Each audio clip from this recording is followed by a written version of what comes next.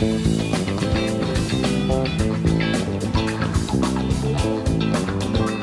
Newsa-Cast listeners, welcome to this throwback on YouTube. We're bringing this from the 2014 49th Annual Red Smith Awards. Olympian Jackie Joyner-Kersee was with the banquet, and she was an amazing speaker. She has an amazing story. You can get a glimpse of that story on the Newsa-Cast podcast. And if you haven't had a chance, go to Spotify, go to iTunes, subscribe, listen to our past interviews, and continue to grow what we're doing here in with the Newsa-Cast. Absolutely, and today you get a chance to see the 2014 Shields Nice Gal Award, which was Jackie Joyner-Kersee. Definitely a pinch me moment when she first arrived in Appleton, Wisconsin. I think I uttered the words, "Are you kidding me? She's here." I mean, we grew up with her. She was voted the greatest all-around female athlete in history. So, I mean, there's not much more I can say about her than that. Also, in March of 2023, she was inducted into the International Sports Hall of Fame. Yes. Which is absolutely incredible as well. All of her feats as far as being an Olympian and being one of, recognized as probably one of the all-time greatest athletes in the heptathlon as well as the long jump.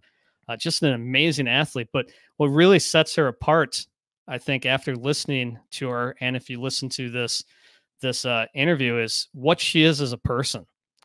One of the first things she did when she got here was she went to the schools in the Appleton Area School District and met with kids.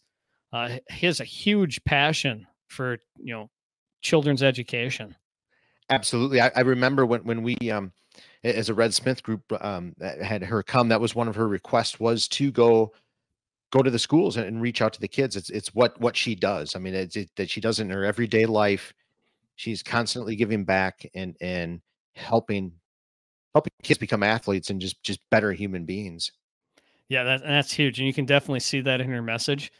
Just being a better human, being a better person, striving for everything that you can and doing the best you can.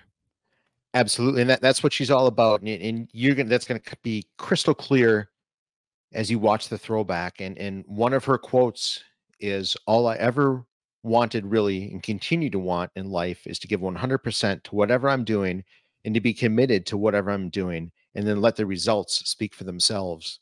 And that, I think, sums up what you're about to hear and really just what the kind of person Jackie Joyner-Kersee is.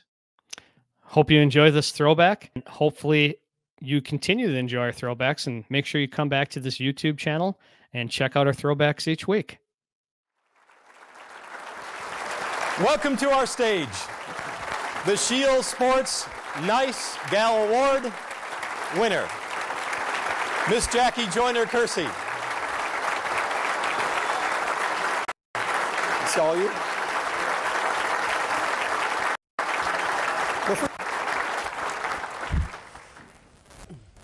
Welcome. Thank you. How's watching? Can you hear okay?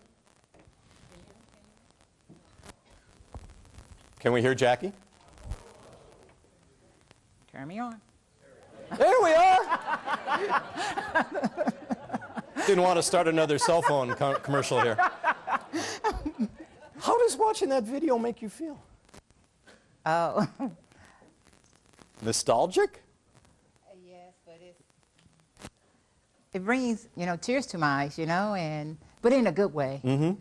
Because I lived through it, and how blessed I've been, and not just for myself, but for all the people who work with me to reach my goals and to see it. And, I look at the video, I'm like, oh God, many different hairdos. And yeah, I was going to mention the youth one there was spot on. That was When people say Jackie Joyner-Kersee, one of, if not the best female athlete of all time, how does that make you feel? It makes me feel good. But I've always been one to keep things in perspective and to know that the reason I've been able to do the things that I was able to do was because of the hard work and all the people. And when I say people, I mean coaches that saw the potential in me that I didn't know that I had. You know, when I went to my coaches and said I wanted to go to the Olympics, and they told me you have to be willing to work hard. And I never envisioned, you know, winning gold medals or breaking records or being called the greatest or whatever they want to call me. That wasn't a part of it. It was just wanting to make myself become one of the best. And I didn't know what all that meant. Where are the Olympic medals at right now? Are they in a safe place? 3 golds, a silver, 2 bronze. Yes. Amazing. And I understand.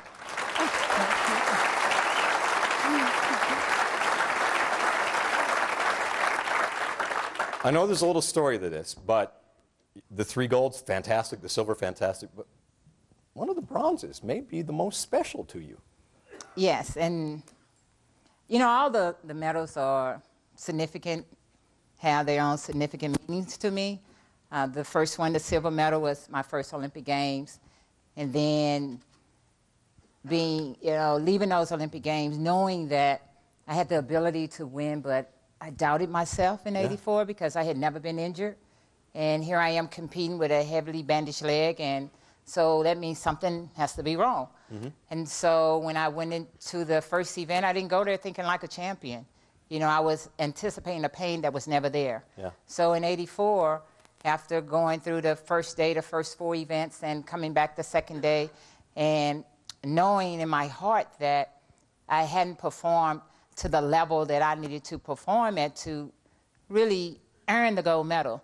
And so I finished second, and I missed the gold by 3 points, but but I didn't deserve to win because I wasn't thinking like a champion. And brother had just won the gold medal in the triple jump, and I remember I was crying, but I was really happy for him because no one had even picked him. You know, they were saying, "Oh, Jackie gonna win the gold," but you know, my brother being the oldest, won the first gold medal in the family, so which is great. But I embraced him, and I said to him that if God blessed me to make another Olympic team, that I want to be the toughest athlete out there mentally, because physically I know I have the gift to do it, but mentally I just wasn't quite ready yet. So '88, I go and I win double gold. '92, a gold and a bronze, and then '96, again, it comes full circle with the games in Atlanta, and I had to pull out of the heptathlon. I had injury in my right leg, and it was tough, you know, for Bobby, my husband, who my coach, and you know, he said, "No, I'm not going to allow you to do this to yourself. I'm going to pull you out and see if you could perform well in the long jump." So it gave me extra days to really try to work with the leg, work with my physical therapist, and so I went into the long jump competition. First attempt, you know, I qualified, go back, rest up, come back the next day, and you know, I'm coming down the runway, I'm jumping, I'm flying in the air, landing in the sand pit, you know, just knowing I'm jumping like 23 feet. And, you know, I look at the mark, they go, 21. I'm like, 21? Oh, God, I got a lot of work to do. So I go back, and I'm trying to rub the leg out, you know, cross-friction it, and and then it came down to the last jump. And this is the reason why the bronze medal is so important to me, because you know, I talk to young people all the time about believing in themselves. You know, when everyone else counts you out, if you believe, you can turn a doubter into a believer, but you got to believe it first. And so I stood on the back of that runway, and I visualized myself coming down the runway, attacking the board, and climbing in the air, looking for the tops of the tree branches, you know, to really help me to really get the trajectory in the air that I was looking for. Yeah. And I said, you know, and I said to myself, I said, Jackie, you got to go for it. You know, if the leg collapse, fall out, they're going to send a gurney out there and pick you up. But at least give it all you have to give. And that's what I did. I came down that runway. I attacked the board. And at that moment, I was willing to pull every muscle in my body to get the job done, because I knew I could do it. And I think having that attitude, I came away with the bronze. I didn't go trying to win a bronze. I went trying to win a gold medal, but I just came up short and was the bronze medal. I'm inspired. I'm about ready to run around the block. No. Is it true that you used to bribe your siblings to have them do chores so that you could go work out? Yes. You know, in a good way, because my mom didn't quite understand what I was doing athletically, and she wanted me to get a job and come home and clean and cook. I couldn't cook at all, but so what I would do, I would, you know, talk to my sisters because see, they're younger than me, but on the weekends they could go to dances, and my mom knew that I didn't like to go to dances. So what she would say to me, if I didn't do my homework or my chores or anything of that nature, then I couldn't go to practice. So she figured it out. So what I would do is take my 15 cents and I would save it and give it to my sisters, and you know, they would help me out. You spent a little bit of time today. I don't know if we have some of the pictures. Yeah, we do. You spent some time talking to some kids at Madison Middle School today here in Appleton. What did they ask you? What kind of questions did they say? Jackie, help me with this. I have a question about what?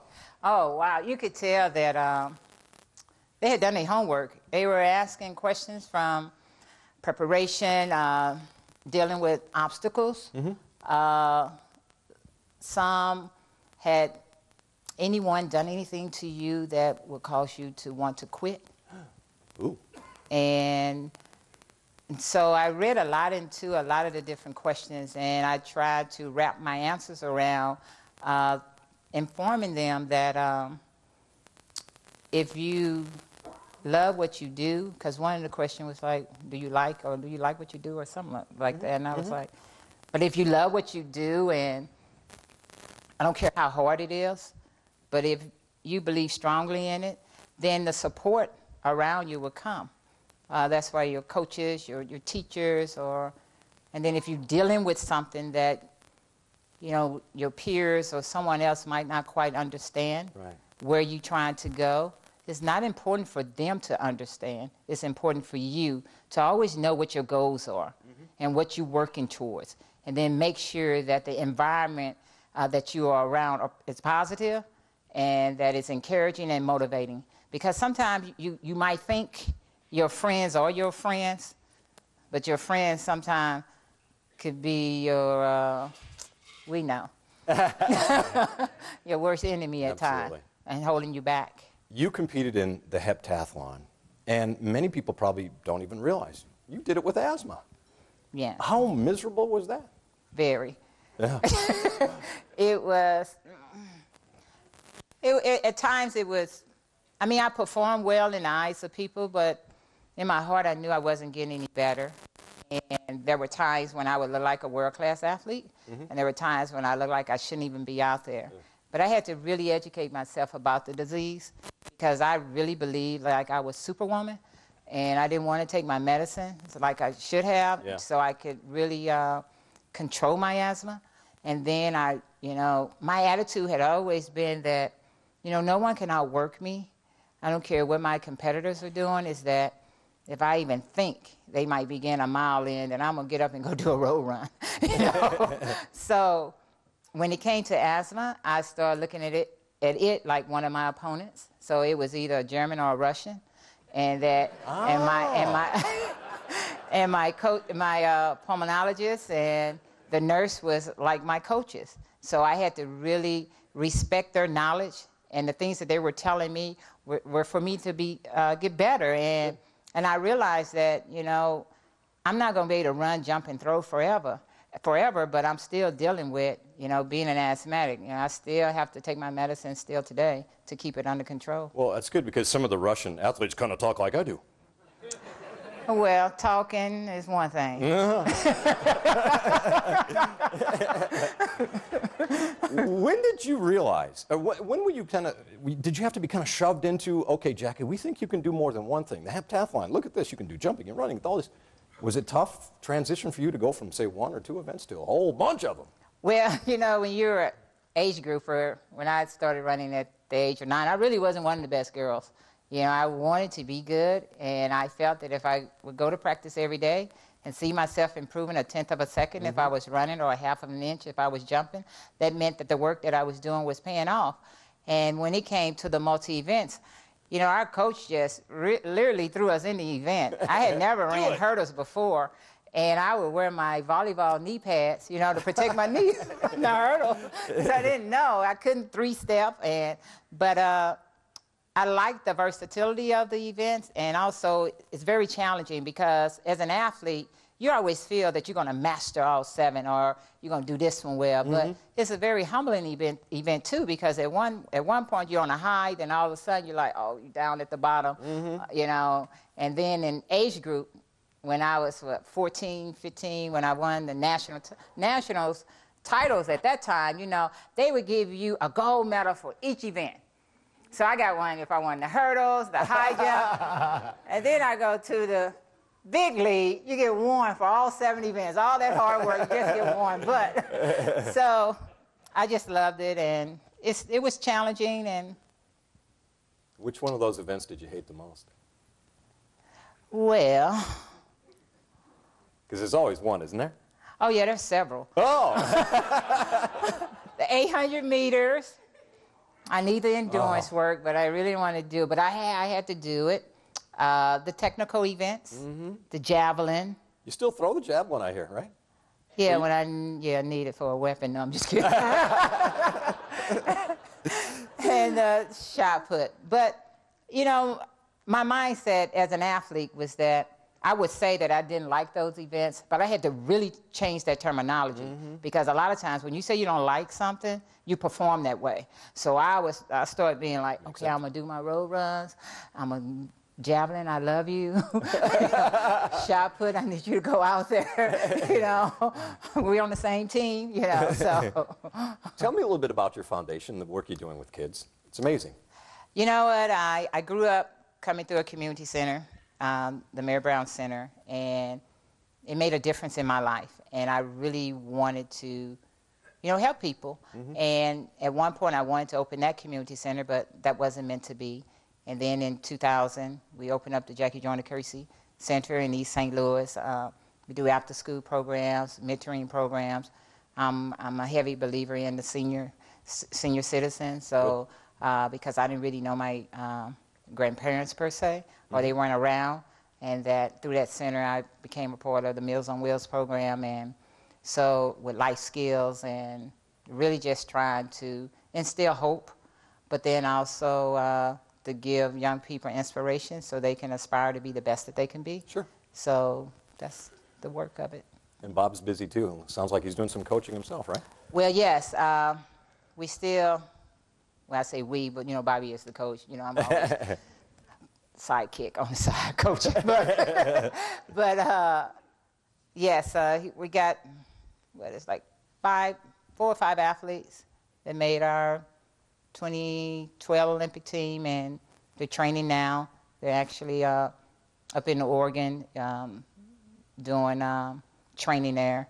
So getting ready for, well, a lot of our athletes won't compete on the indoor season, but some of them might do it, you know, just to get ready for the outdoor season. Sure. So Don Harper, who is from my hometown, who was Olympic champion in the 100-meter hurdles and silver medalist, Allison Felix, another 3-time Olympic gold medalist, athlete. He coached Jenny Crawford, who is a hurdler, Jenna Boo, who is also a sprinter.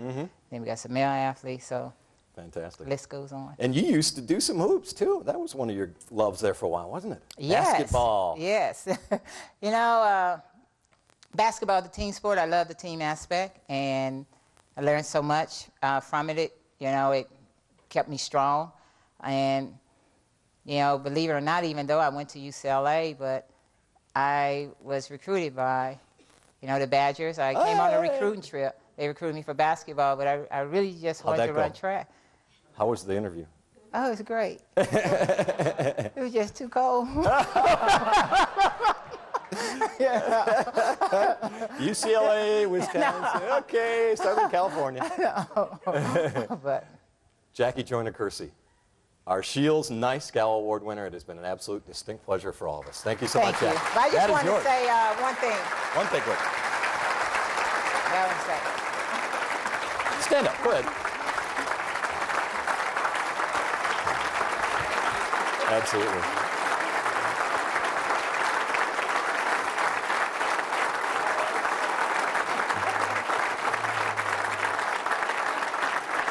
One thing.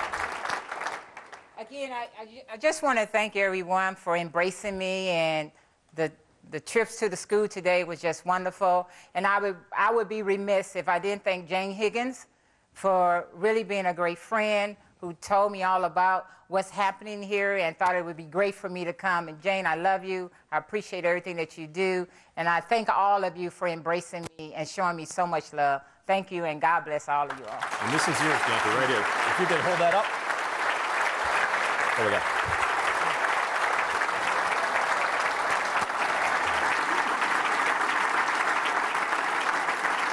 Okay, I'm going to step out. Let them take a big photo.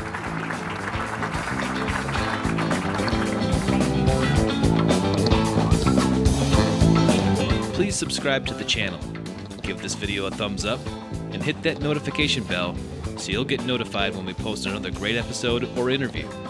Download the podcast on Apple Podcasts, Spotify, or wherever you get your podcasts. Thank you for your support.